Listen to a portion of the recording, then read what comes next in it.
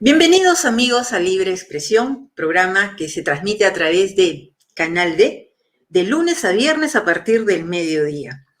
Gracias por estar con nosotros, gracias por compartir los contenidos de Canal B, gracias por sus saludos, por sus comentarios, los he estado leyendo y les quiero agradecer, por supuesto, por esa molestia que se toman en escribir, ¿no? Lo que les parece, lo que está sucediendo en el país, sus opiniones. Conocer sus opiniones, la verdad, es que nos llena de mucha satisfacción. Así que a medida de lo posible vamos a poder interactuar y contestar, por supuesto, sus preguntas y compartir sus preguntas con nuestros invitados. Empezamos con optimismo nuestro programa. En nuestro país, que es un país de grandes posibilidades, así como de grandes problemas. Si hiciéramos una comparación entre familia y país, veríamos que en una familia, haciendo una comparación básica, por supuesto, en una familia queremos que nos vaya bien, queremos que a los integrantes de nuestra familia nos vaya bien, queremos desarrollar, queremos que nuestros hijos crezcan bien, que crezcan sanos, que se eduquen, que tengan salud. Y en el país también queremos que le vaya bien, porque si al país le va bien, a nosotros como familias nos va a ir bien y vamos a tener posibilidades de desarrollo. Bueno, esto, digamos, es una idea macro. Pero hay millones de peruanos que no tienen recursos económicos suficientes para conquistar y lograr ese desarrollo. Nuestro país no es un país pobre, nuestro país es un país de renta media, tenemos dinero.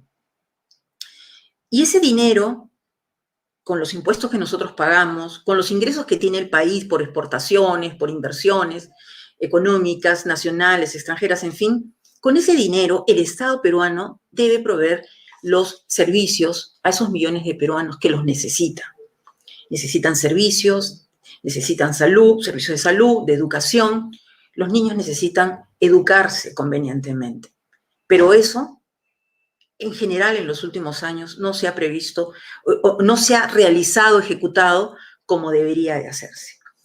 Esta mañana, el Contralor General de la República se está presentando ante la Comisión de Fiscalización y Contraloría del Congreso de la República y ha dado cifras que son, yo diría, espeluznantes. Solo el año pasado, 2020, solo 2020, por corrupción, el Perú ha perdido 20.000 millones de soles. Aquí tengo la cifra. Nelson Chac, Contralor de la República, ha revelado que el año pasado se perdieron 20.000 millones de soles a causa de la corrupción. Nos han robado a todos. Nos metieron la mano al bolsillo y nos robaron a todos. Antes de entrevistar a nuestro primer invitado en el programa del día de hoy, quiero compartir con ustedes un video. Quiero que lo vean con mucha atención porque resume el grave problema que tenemos en el país. Adelante, Alejandro, por favor, con el video.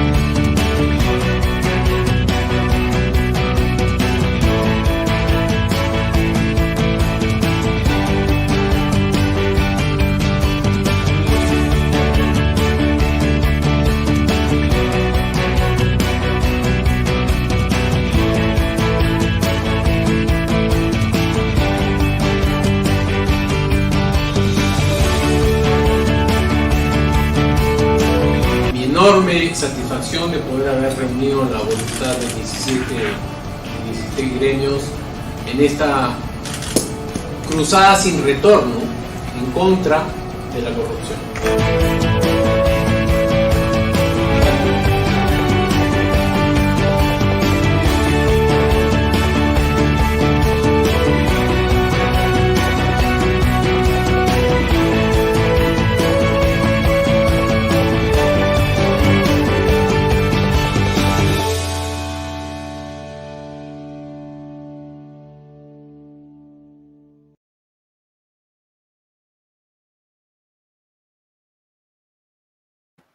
Muy bien, esa ha sido la presentación del Consejo Privado Anticorrupción que está trabajando desde hace 5 años para sembrar en el país, seguir sembrando en el país no solo valores, sino que tengamos ese espíritu de tolerancia cero frente a la corrupción, que no permitamos más que nos estén robando a los ciudadanos. Eso está sucediendo, ya lo decíamos, el Contralor General de la República se está presentando ante la Comisión de Fiscalización y Contraloría del Congreso, pero está diciendo más, está diciendo que el Estado en estos momentos está cerrado a dar información sobre, por ejemplo, consultorías. ¿Cuánto ha pagado el Estado peruano en los últimos años por consultorías? ¿Cuánto ha pagado el gobierno del señor Francisco Sagasti, que ha administrado, ¿no? Ha administrado el país? ¿Cuánto ha pagado el gobierno del señor Martín Vizcarra y los anteriores en consultorías? Según Nelson Chak, Contralor de la República, ha dicho que no hay un soporte digital de los entregables de las personas que contrataron con el Estado y que han recibido dinero nuestro de los ciudadanos, para pagar esas consultorías. Y es más, yo diría que se ha generado en los últimos años una especie de una otra línea de administración pública, ¿no? En paralelo. Porque tenemos un Estado, tenemos ministerios que trabajan, tenemos organismos públicos que trabajan. ¿Por qué tenemos que estar pagando consultorías permanentemente?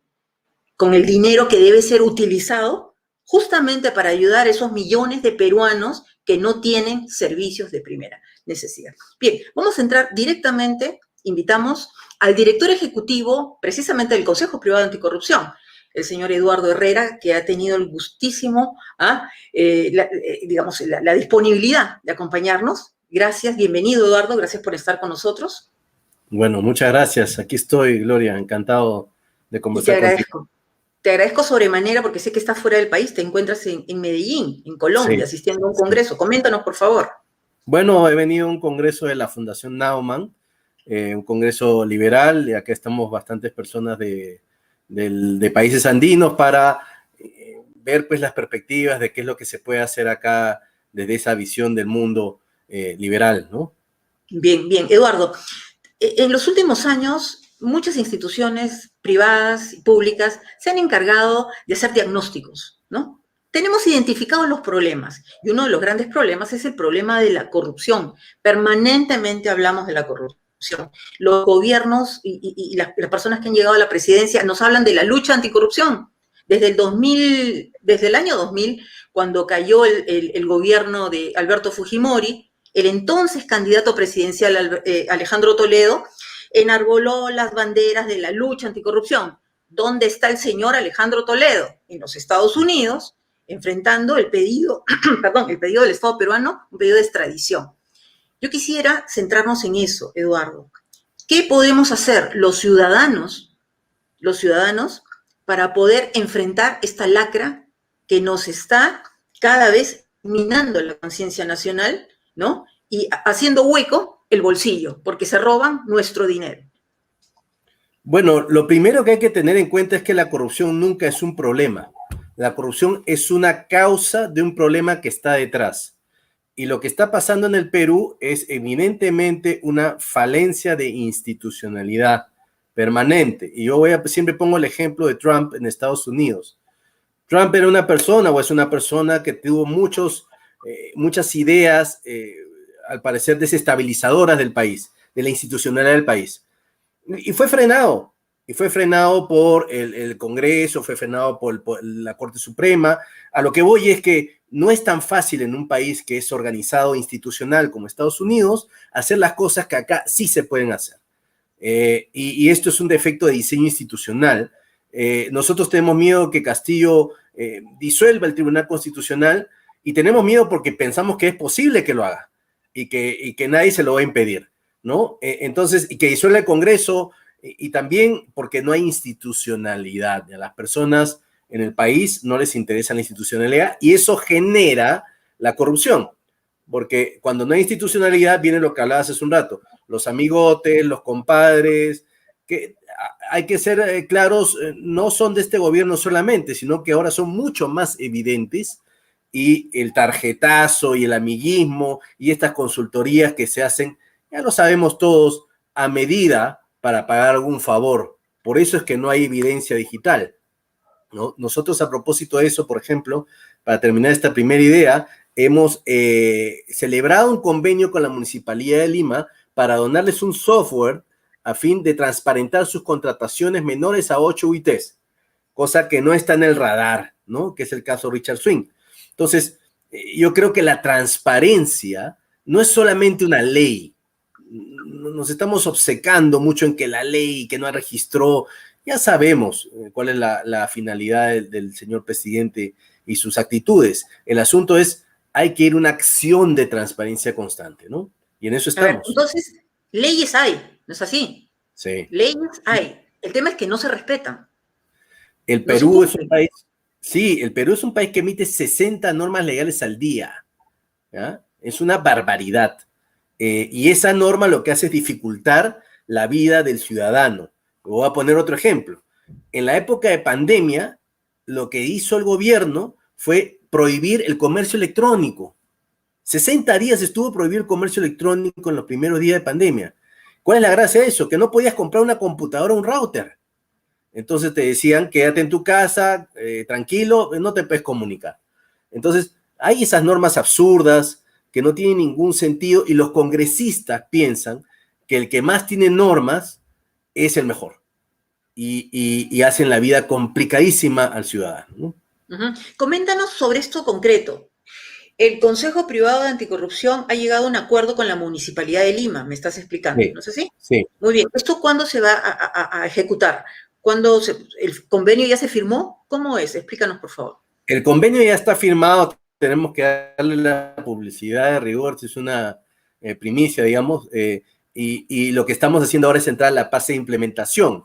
Y lo que vamos a hacer es entregar este software a la municipalidad gratuitamente para que ellos puedan hacer transparentes todo su proceso de contrataciones menores a 8 UITs. Va a ser la primera entidad pública que haga esto. Y yo creo que es fabuloso porque las personas en tiempo real van a poder decir cómo se contrata, quién contrata, cuáles son los postores, los precios. Y esa es la mejor forma de hacer anticorrupción. Yo creo que el presidente o los demás funcionarios públicos no te tienen que forzar por hacer fortalecimiento de entidades públicas. Lo que tienen que hacer es decir, aquí están mis actos, fiscalíceme, contróleme y ya estoy. Y a tener un poder judicial independiente, ¿no? Esas Muy cosas bien. hay que motivarlas. Y claro, esto es importante porque el ciudadano tiene que empezar también a interesarse por lo que está pasando en su distrito, ¿no? Fiscalizando a su gobierno local, interviniendo, ¿no? Preguntando, sabiendo qué está pasando con su plata. Por eso mi siguiente pregunta, ¿qué podrían hacer desde el Consejo Privado Anticorrupción para poder replicar ese convenio que se ha hecho con la Municipalidad de Lima a otros gobiernos locales? Porque ya entendemos que había una decisión política por parte del alcalde Muñoz. Sí. Bueno, nosotros estamos totalmente abiertos a colaborar con cualquier entidad pública que lo quiera, ¿no? Pienso que los municipios tienen un papel fundamental porque no tienen mucho control y por eso se ven los casos que se ven de corrupción. Entonces, digamos, estamos totalmente abiertos a colaborar con las entidades públicas, pueden comunicarse con nosotros para esos efectos y básicamente la idea es poner esto al servicio del Estado, ¿no? Para que la mejor forma, o sea, a ver, si estás comprometido, agarra este guante y dale con la transparencia, ¿no? Muy bien. Pasemos al trabajo que se ha estado haciendo en el Consejo Privado Anticorrupción a raíz de la llegada al poder del señor Pedro Castillo y compañía. Ustedes han estado haciendo un seguimiento, un trabajo de investigación, digamos, de los ministros, ¿no? Y encontraron, por ejemplo, corrígeme por favor si no tengo exactamente la cifra, que 12 de 19 ministros, o más, tenían serios cuestionamientos, por decir lo menos. ¿Qué investigaron? ¿A qué llegaron exactamente? Nosotros estamos en un proyecto que se llama Vigilancia Activa, que es un proyecto que consiste constantemente en hacer seguimiento a los actos no solamente del Poder Ejecutivo, sino también del Poder Legislativo, porque hemos entrado precisamente a eso, y es un seguimiento constante y continuo para ver nombramientos, contratos, digamos, perfiles, cumplimiento de declaraciones juradas de conflictos de interés, ley de transparencia. Es un proyecto bastante ambicioso con vocación de permanencia. Y en ese sentido, una de nuestras primeras entregas fue hablar de los ministros, ¿no? Del gabinete, y habíamos llegado a la cifra de que 12 ministros de un total de 19 tenían cuestionamientos legales serios. Y eso lo hemos ido entregando a la prensa y al parecer ha tenido una repercusión interesante. El asunto es que no ha tenido ninguna reacción de parte del gobierno, porque parece ser que sacan pues discursos medio justificadores. Aquí hay un tema muy importante, ¿no?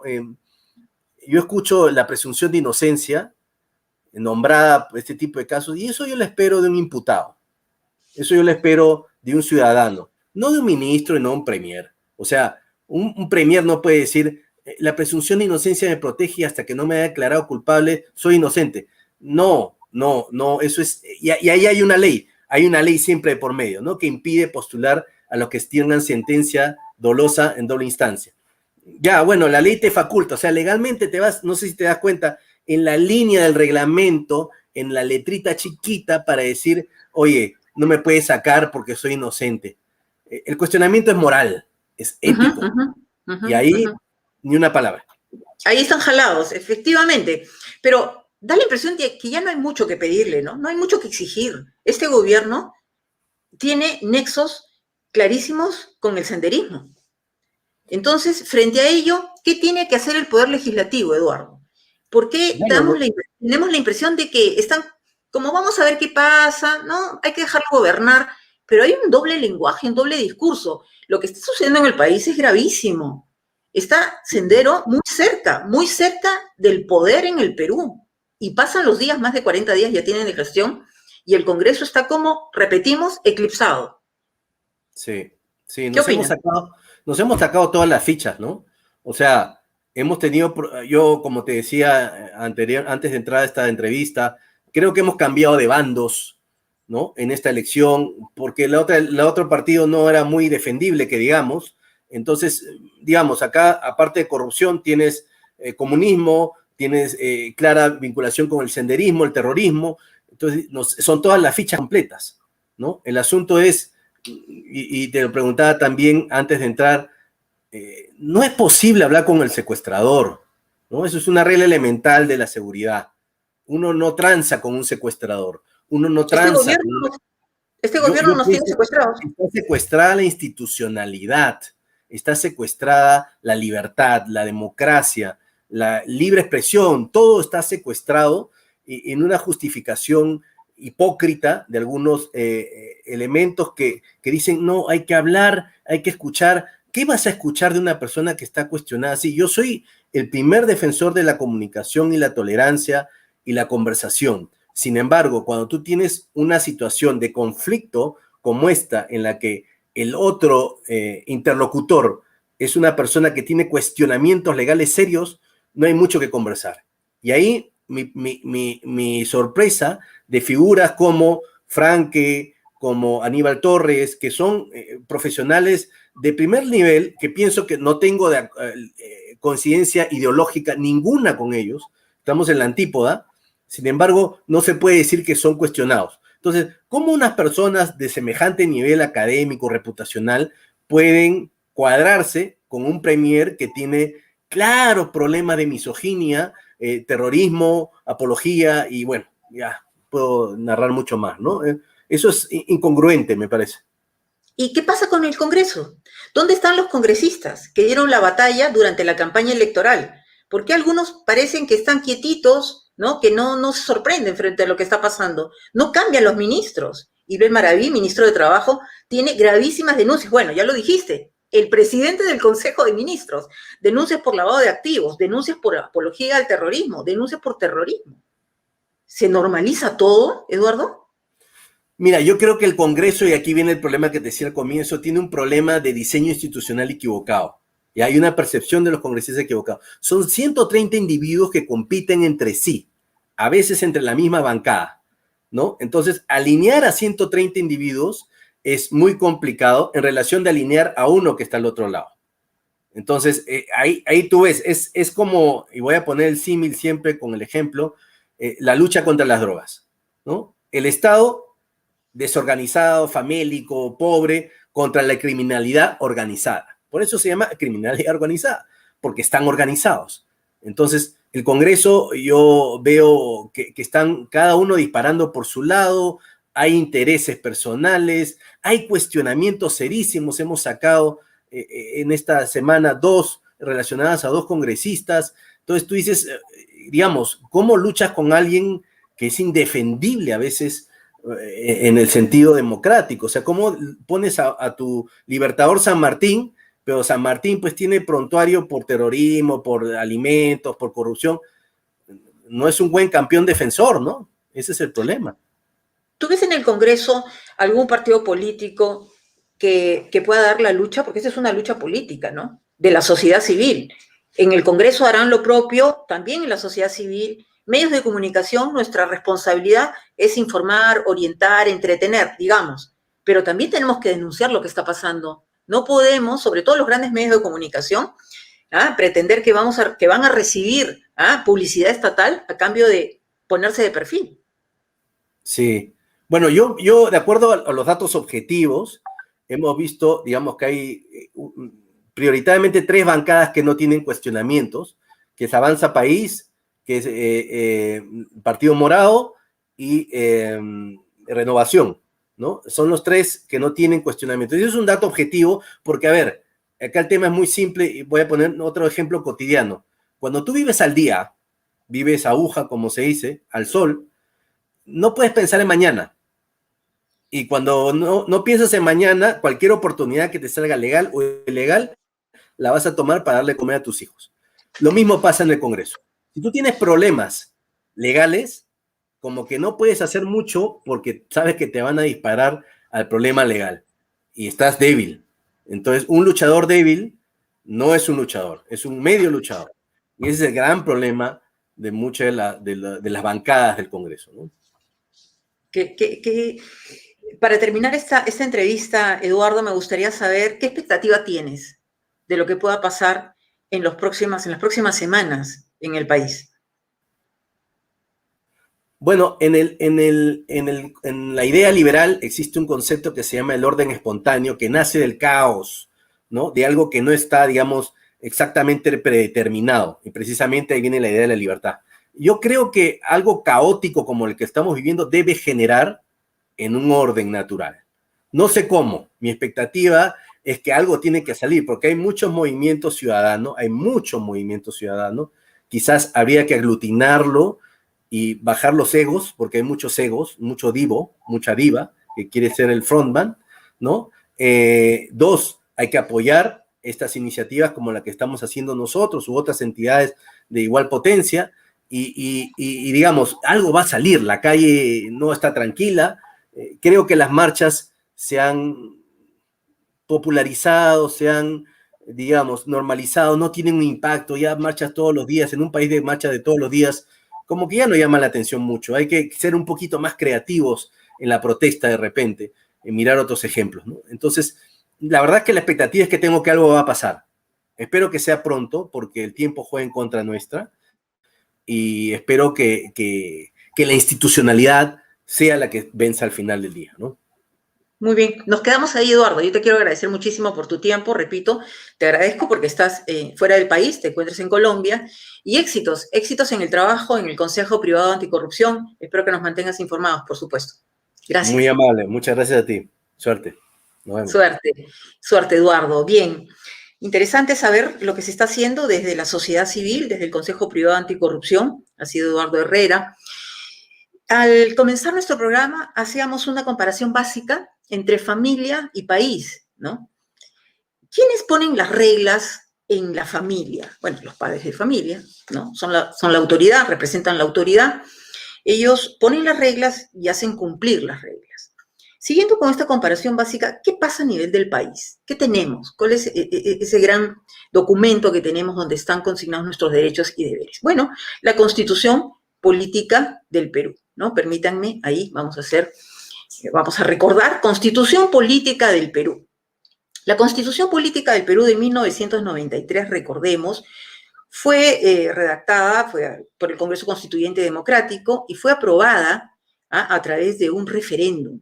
Muchos dicen, no, Constitución del Fujimorismo. Bueno, pero fue aprobada por el referéndum. Y en su preámbulo, que está aquí, aquí voy a ver si lo podemos leer a toda página, vamos a ver.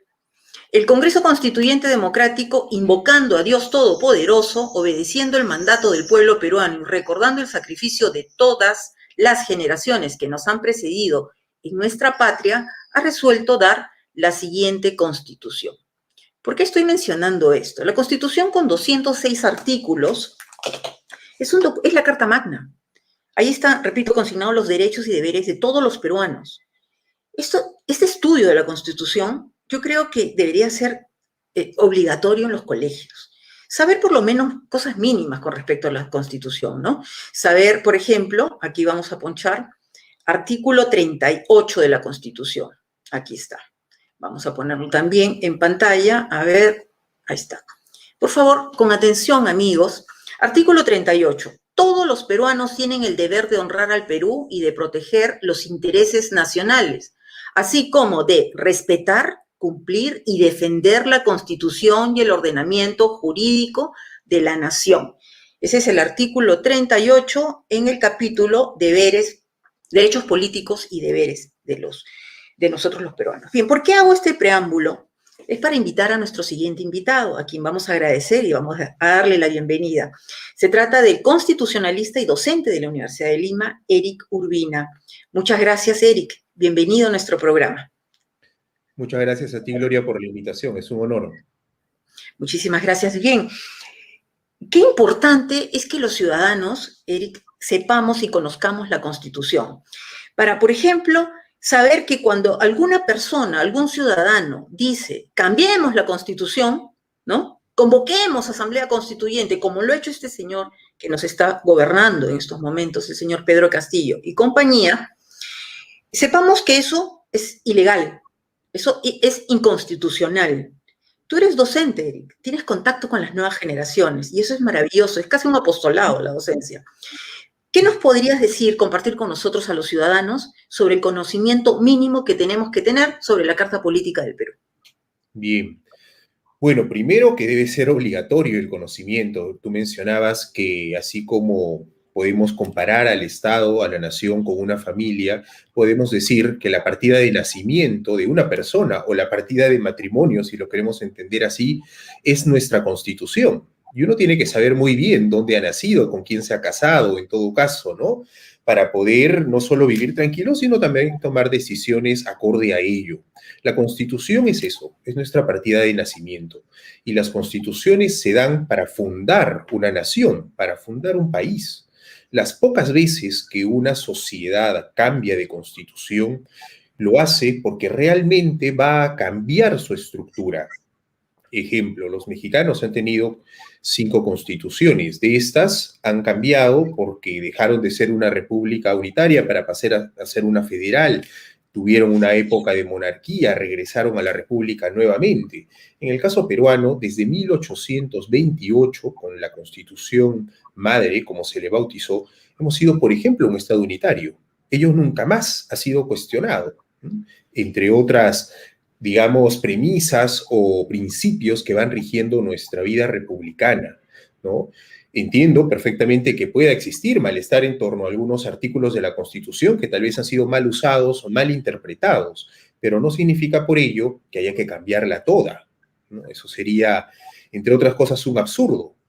Incluso se afirma, y esto por muchísimos expertos en la materia y estudiosos del derecho constitucional, que la Constitución de 1993 no es más que una reforma de la Constitución del 79, con modificaciones especiales en el ámbito económico, en la estructura del Estado, etcétera, pero no es más que una reforma. Eric, pero desde 93 hasta la fecha se han reformado artículos de la Constitución, ¿no es así? O sea, ha sido posible hacer cambios.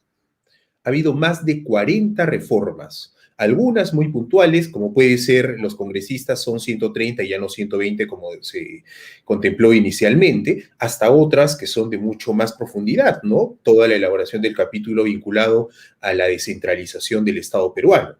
Ha habido reformas, se pueden hacer. El punto está en que para hacerlas, estas hay que pensarlas muy bien. No se puede, pues, a partir solamente del querer de uno o de unos pocos, cambiar algunos pilares que tenemos en nuestra Constitución, ¿no? Muy bien. Para ser directos, como el señor Castillo dijo durante la campaña electoral, ¿es posible convocar a una asamblea constituyente sin violar la Constitución? No, actualmente es imposible. Convocarla hoy, dadas las reglas vigentes, sería un acto inconstitucional y esto a él lo puede llevar directamente a una acusación constitucional, a un juicio político e incluso a la propia prisión. No son palabras menores.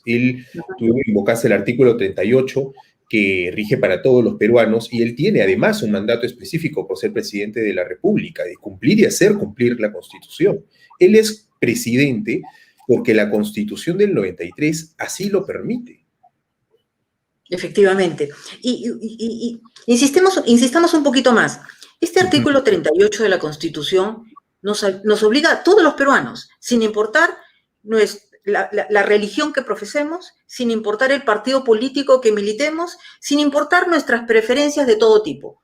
Peruanos tenemos la obligatoriedad de cumplir y hacer cumplir el artículo 38 de la Constitución. A mí a veces lo que me sorprende, Eric, y yo creo que comparto contigo esa sorpresa, es que permanentemente escuchamos sandeces, por decirlo menos. Y no tenemos tampoco en los medios de comunicación, digo, casi, a ver, haciendo una autocrítica, los comunicadores para decirle al político, cuando está en plena campaña electoral, un momentito, señor, usted no puede decir eso es ilegal, eso es inconstitucional. Así que yo te pido, Eric, con el apostolado que tú ejerces de profesor, que nos digas a los ciudadanos a través de nuestro programa Libre Expresión en Canal B, que cómo debemos actuar, cómo debemos reaccionar frente a quien se atreve a decir o hablar, ¿no? O decir algo en contra de la Constitución. Bien, con un rotundo rechazo. A todos los ciudadanos nos atiende el derecho de defender nuestra Constitución, porque no solamente nos garantiza a cada uno de nosotros vivir con libertad, ejerciendo nuestros derechos, nuestros deberes, sino también permite que nuestro país viva con paz. Si hoy queremos cuestionar, no queremos reconocer la Constitución, en el fondo lo que estamos diciendo es que queremos hacer lo que se nos pega en gana, y eso ya se superó. Ese absolutismo que vivió la humanidad por mucho tiempo, que rigió en gran parte de Occidente en las épocas prerevolucionarias, estoy hablando antes de la Revolución Francesa, incluso antes de la Carta Magna de 1215 de los ingleses, pues ya pasó. Ese estado abusivo, ese estado absolutista, fue justamente limitado por las constituciones. Si hoy el gobernante no puede hacer lo que se le pega en gana, ni yo ni cualquier otro ciudadano podemos hacer lo que querramos, es porque existe una norma a la cual nos sometemos todos. Es nuestra garantía, es una garantía. El perderla o comenzar a manosearla tan fácilmente pone en riesgo nuestros propios derechos y libertades. Esto ha pasado en otras sociedades que comenzaron a entrar a este debate tan abierto y de una manera tan ligera. Yo pude experimentar por estudios en Italia cómo es que los italianos discutían su segunda reforma constitucional, la segunda reforma constitucional desde su constitución del 58, y que no procedió, y que le antecedió 10 años de debate, que fue un debate académico, un debate político, un debate también popular. Y finalmente Italia decidió no reformar su constitución. Nosotros nos hemos acostumbrado, y no solo el Perú, gran parte de los países latinoamericanos, a manosear muy fácilmente nuestra constitución. En los últimos años hemos visto con el gobierno del presidente Vizcarra cómo a partir de unos intereses políticos se ha manoseado de una manera incluso burda la Constitución, se han planteado cuestiones de confianza sobre reformas constitucionales, cosa que es una aberración jurídica, pero que el Parlamento de entonces permitió. Se ha comenzado a llevar la discusión constitucional al fuero netamente político. Hemos llevado hasta un referéndum propuestas de reforma constitucional, pero que han sido a entera disposición, entender y tal vez capricho del gobernante de turno, porque no tuvimos un tiempo para reflexionar si eso realmente convenía o no.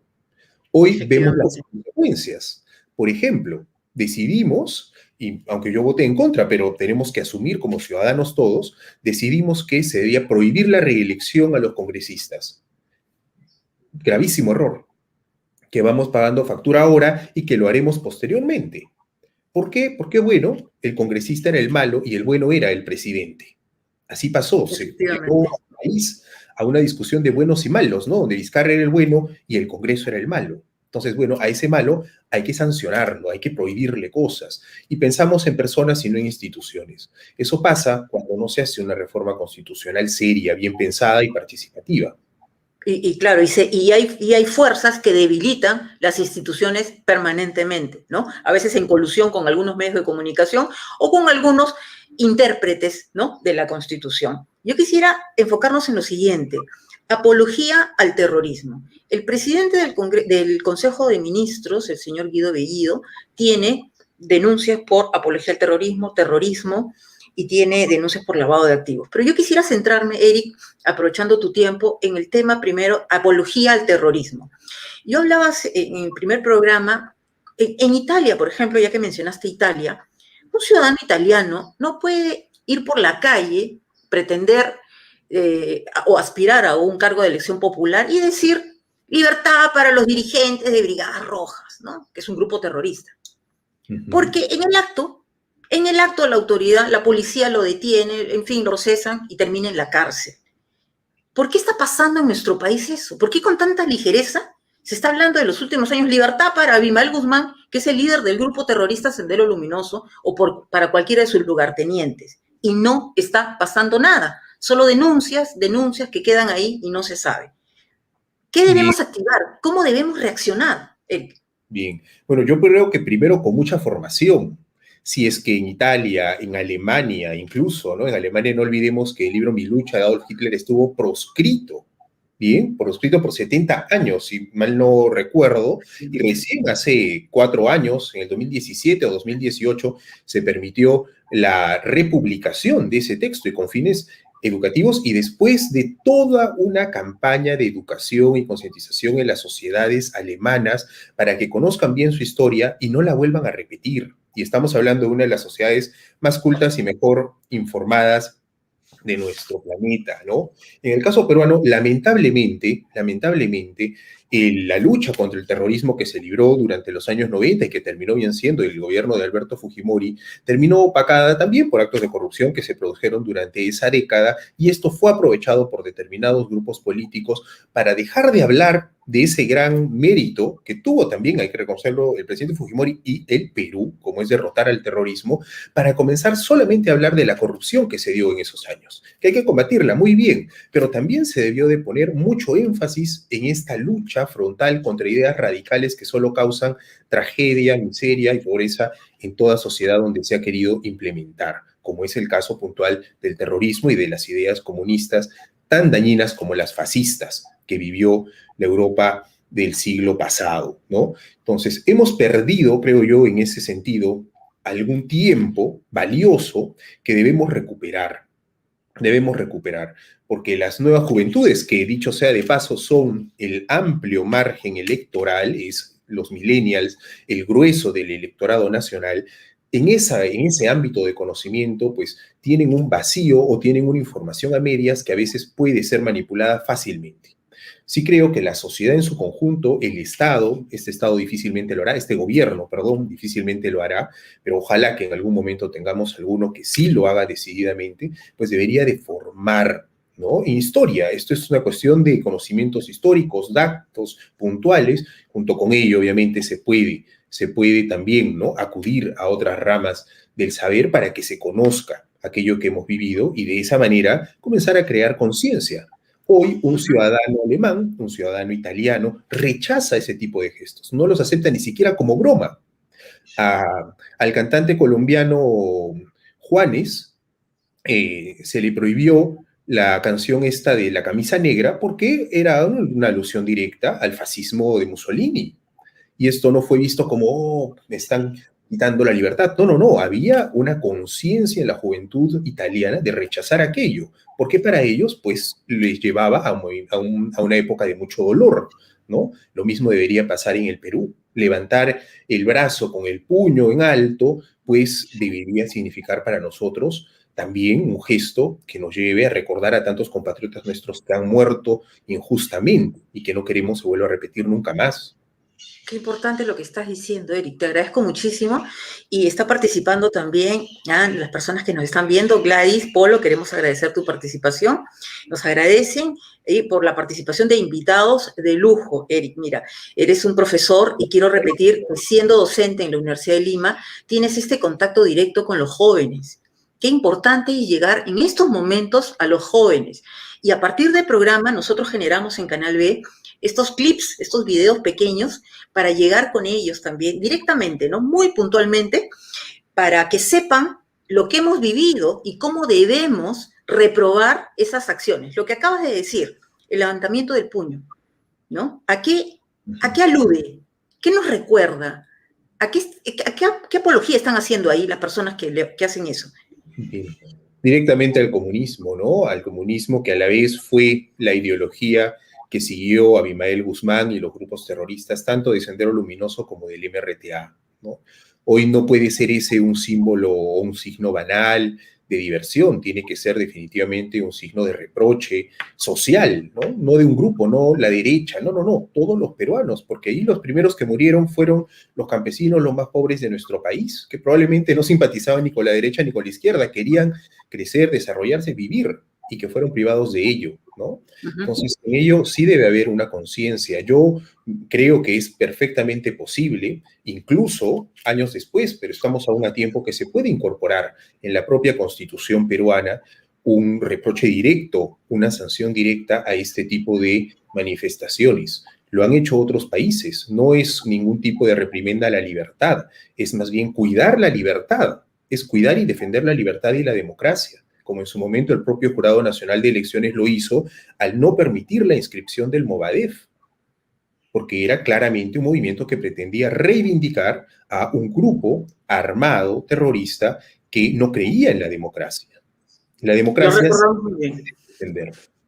Lo recordamos muy bien, Eric. En su momento, efectivamente, el Movadef, que es el movimiento que defiende los derechos de los presos por terrorismo, es un grupo de Sendero Luminoso, es un grupo de fachada de Sendero Luminoso como CONARE. Y en su momento quisieron inscribirse como partido político y el Estado peruano, a través del Jurado Nacional de Elecciones, yo recuerdo inclusive una intervención de la Defensoría, dijo, no, un momentito, esto no procede.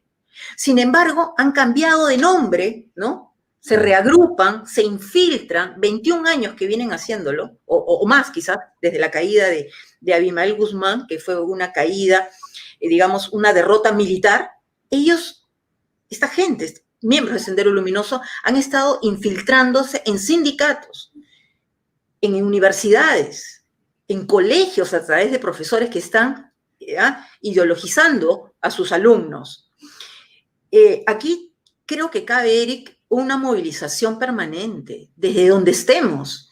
Repetimos, desde nuestro programa vamos a hacer lo propio, alertar permanentemente de lo que está pasando, de lo que hemos vivido, ¿no? Y de cosas como las que tú estás explicándonos, vamos a tener que ser, digamos, ese cajón sonoro para llegar a más peruanos, a más jóvenes y a más niños.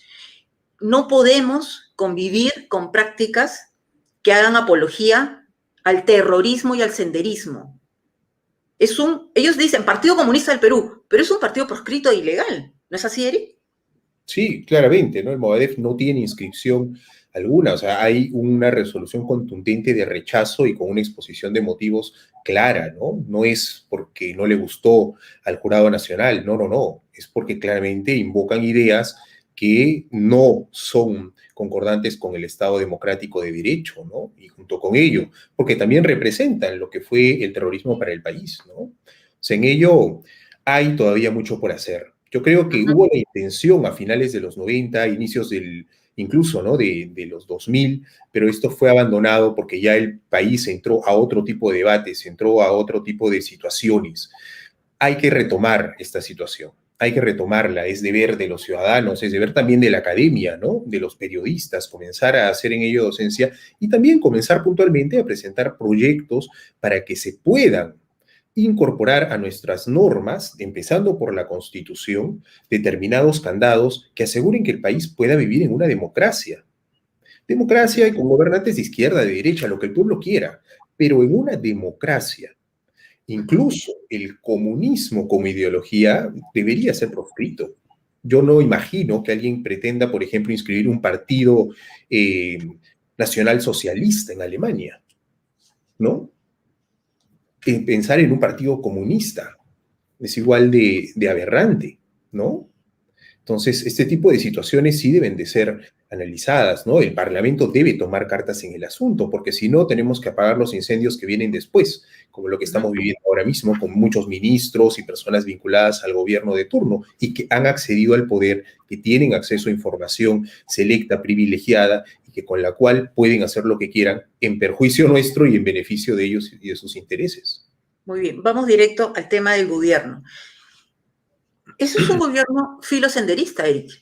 Ya no es una pregunta, es una afirmación. Es un gobierno filosenderista. Si es que actúan como pato, dicen cuac, son eso, pues, ¿no? ¿Qué tan grave es para los destinos del Perú, para nosotros los ciudadanos, tener estas personas en la gestión gubernamental, directamente? Es muy grave. A mi juicio, es realmente muy grave porque estamos totalmente expuestos y no sabemos, bien, no sabemos en estos días, en estas horas, exactamente qué está haciendo el gobierno. Es más, hasta la propia prensa se ha visto limitada en sus funciones porque no se les permite el acceso a determinadas actividades que por esencia son públicas. El presidente, lo hemos visto desde un inicio y sigue pasando, se reúne en lugar ajeno a Palacio de Gobierno. Si el señor no quiere vivir en Palacio de Gobierno, es libre de no hacerlo, puede vivir donde él quiera, pero tiene que ir a trabajar allí. Ese es su sitio de trabajo. Y no porque se le ocurra a la prensa, no, hay ley específica al respecto. Entonces, existe un vacío informativo que puede permitir que el gobernante de turno, los que lo acompañan, pues hagan y deshagan y tal vez mañana más tarde nos enteremos de lo que están haciendo, ¿no? O tal vez no lo lleguemos a hacer.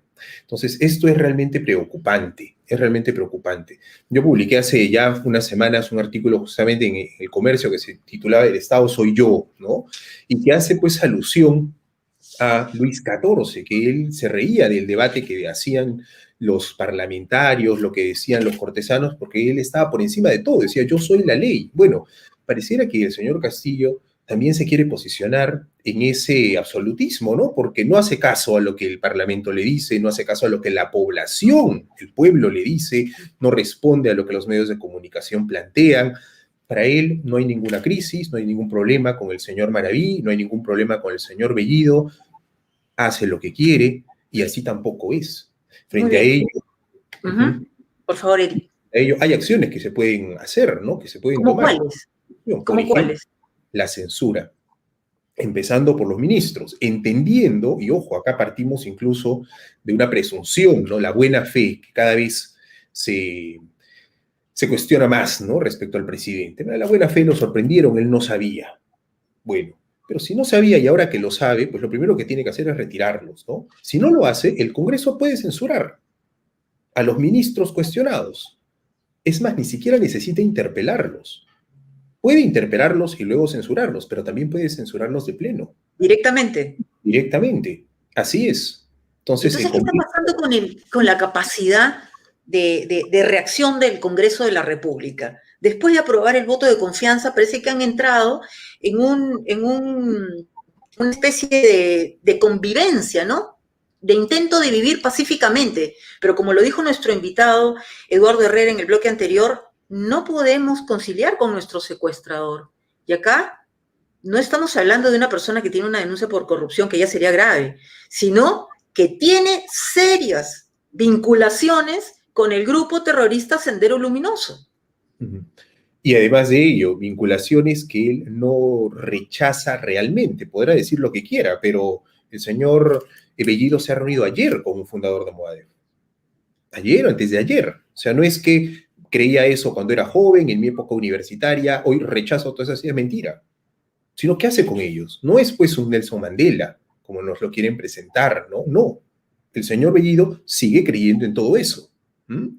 A mi juicio, un poco también respondiendo a lo que preguntaba Gloria, el Parlamento está muy temeroso porque no quiere volver a ser de lo que se acusaba el Parlamento anterior, ¿no? Obstruccionista.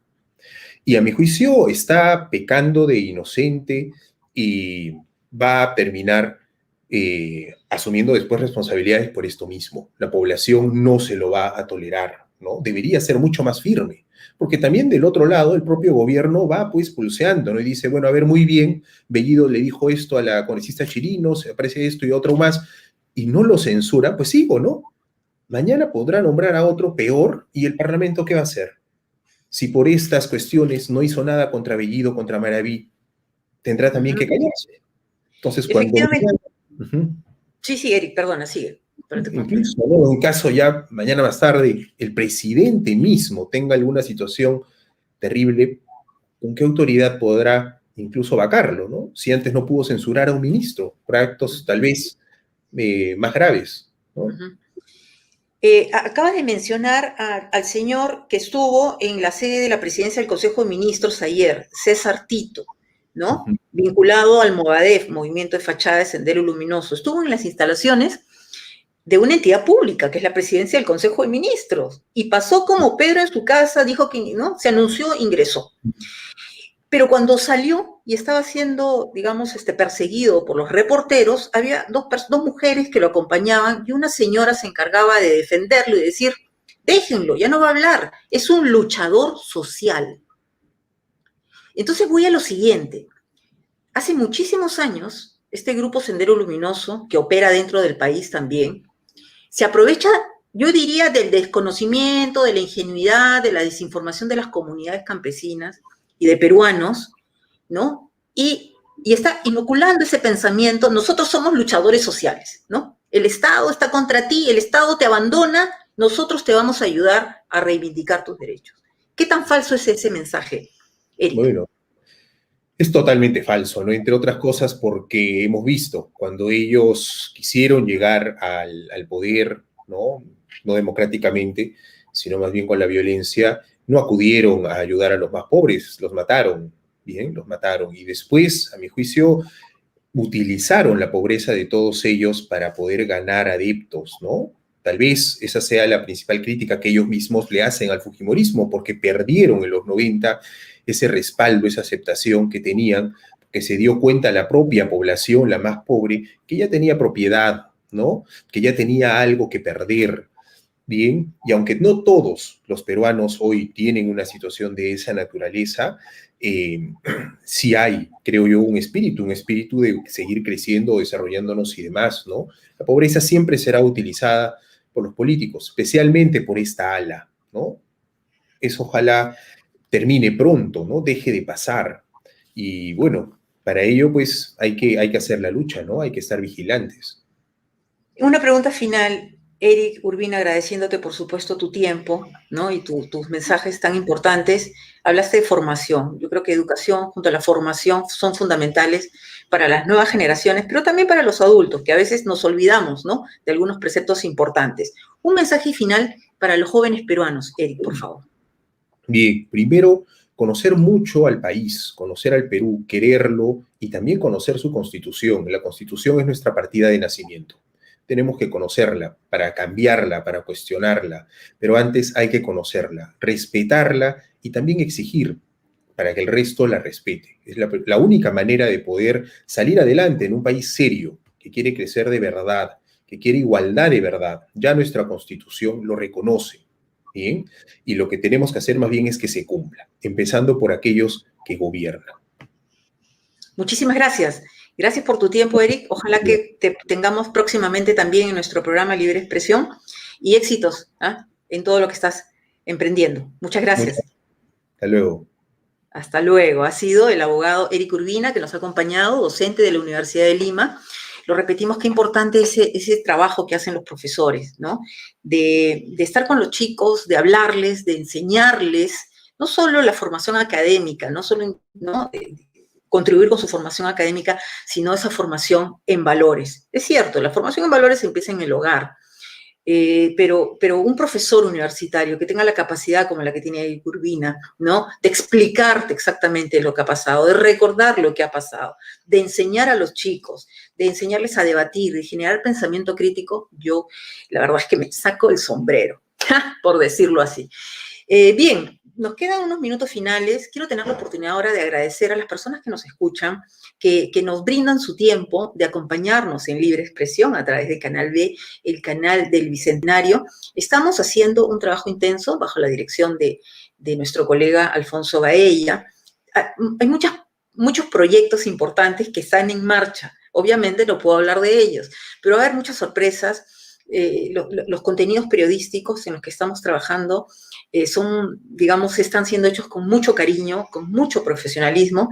Quiero agradecer, si Alejandro nos permite, poner algunos de los mensajes que no tuve la oportunidad de leer y compartir con ustedes, pero estamos en esta lucha permanente. Yo lo digo así, es una lucha permanente, uno de ejercer periodismo con libertad. Queremos ahí agradecer a Rosa Santa Cruz, que nos ha saludado. Gracias, Rosa, gracias por estar con nosotros. Gladys Polo, gracias por tus comentarios, Gladys. Me precio de esta compañía que nos dispensas. Miren, qué importante va a ser generar esta comunidad que lo permiten ahora las redes, los medios de comunicación virtuales, ¿no? Esto no había, pues, cuando empezamos en el periodismo. A ver, Alejandro, si nos ayudas con algún otro mensaje que podamos agradecer. Gracias por vernos por Facebook, gracias por vernos a través de YouTube y gracias por compartir. A ver, Adonai Elohim, así es Sendero, está sentado en palacio. Bueno, esto es lo que tenemos, y cuánta formación y cuánta información tenemos que brindar a los jóvenes, a las nuevas generaciones. De lo que ha pasado en nuestro país, contarles la realidad, contarles la historia. Sendero Luminoso es un grupo terrorista. Ellos se autoproclaman Partido Comunista del Perú, pero es un partido ilegal. No es legal, es proscrito, ¿no? Actúan en la ilegalidad y ahora actúan en la alianza con bandas de narcotráfico. Bueno, y son simpatizantes de las personas que están en la gestión gubernamental. Bien, llegamos hasta aquí, no quiero pasarme más. Me he estado pasando más del tiempo el día lunes y el día martes. Tengo un compromiso con nuestro equipo de producción, con Alejandro Peña, de no pasarme más de la cuenta. Hasta aquí llegamos en Libre Expresión. Gracias por su compañía, que tengan una magnífica tarde. Los espero mañana al mediodía en Libre Expresión. Gracias, amigos, hasta la próxima.